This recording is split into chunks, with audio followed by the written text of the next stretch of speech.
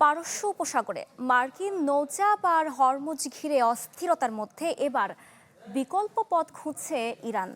সমুদ্রপথে বাণিজ্য ব্যাহত হওয়ায় নতুন স্থল করিডোর চালু করেছে তেহরান ও ইসলামাবাদ। বিশ্লেষকরা বলছেন এটি শুধু একটি বাণিজ্য রুট নয়, বরং নিষেধাজ্ঞা আর অবরোধের চাপের মধ্যে ইরানের অর্থনৈতিক শ্বাস ফেলার নতুন উপায়। যুক্তরাষ্ট্রের নৌ অবরোধের পঞ্চম সপ্তাহে কার্যত বিপর্যস্ত হয়ে পড়ে ইরানমুখী সামুদ্রিক বাণিজ্য।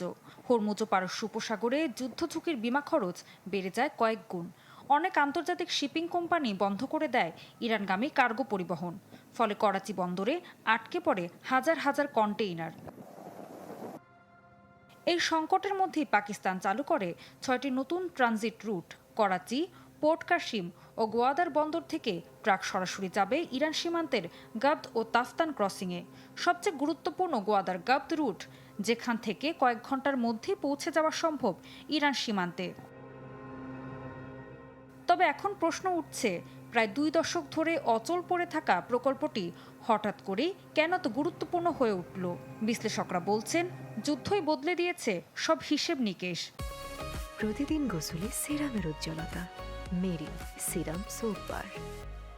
একসময় ইরান আশঙ্কা করত এই রুট চালু হলে পাকিস্তানের গোয়াদার বন্দর শক্তিশালী হবে আর গুরুত্ব হারাবে ভারতের সহায়তায় গড়ে ওঠা চাবাহার বন্দর। কিন্তু এখন বাস্তবতা বলছে ভিন্ন কথা, কারণ অবরোধের মধ্যে টিকে থাকাই তেহরানের জন্য সবচেয়ে বড় চ্যালেঞ্জ হয়ে দাঁড়িয়েছে। আর সেখানে সাহায্যের হাত বাড়িয়েছে পাকিস্তান। করিডোর ঘোষণার সময় ইসলামাবাদে ছুটে যান ইরানের পররাষ্ট্রমন্ত্রী আব্বাস আরাকচি। প্রধানমন্ত্রী শাহবাজ শরীফ ও সেনাপ্রধান আসিম মনিরের সাথে তার বৈঠক স্পষ্ট করে দেয় এই প্রকল্প এখন শুধু বাণিজ্য নয়, কৌশলগত প্রয়োজনও। এদিকে এই করিডোর শুধু ইরান পর্যন্তই সীমাবদ্ধ নয়। ইরানের সড়ক নেটওয়ার্ক ব্যবহার করে পাকিস্তানি পণ্য পৌঁছাতে পারবে মধ্য এশিয়ায়ও। এরই মধ্যে উজবেকিস্তানগামী পরীক্ষামূলক কার্গো চালানো শুরু হয়েছে। বিশ্লেষকরা বলছেন ভবিষ্যতে এই রুট যুক্ত হতে পারে চীনের সিপিইসি এবং রাশিয়া ভারত ইরান সংযোগকারী নর্থ সাউথ ট্রান্সপোর্ট করিডোরের সাথেও।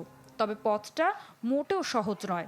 বেলুচিস্তানের দুর্বল অবকাঠামো, নিরাপত্তা ঝুঁকি সবই এই পথে বড় বাধা। তার ওপর মার্কিন নিষেধাজ্ঞার ভয়।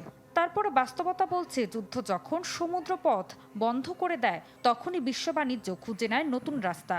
তাই হরমুজের উত্তপ্ত জলরাশির পাশ কাটিয়ে এবার মরুভূমির ধুলোমাখা সড়কে টিকে থাকার পথ খুঁজছে ইরান।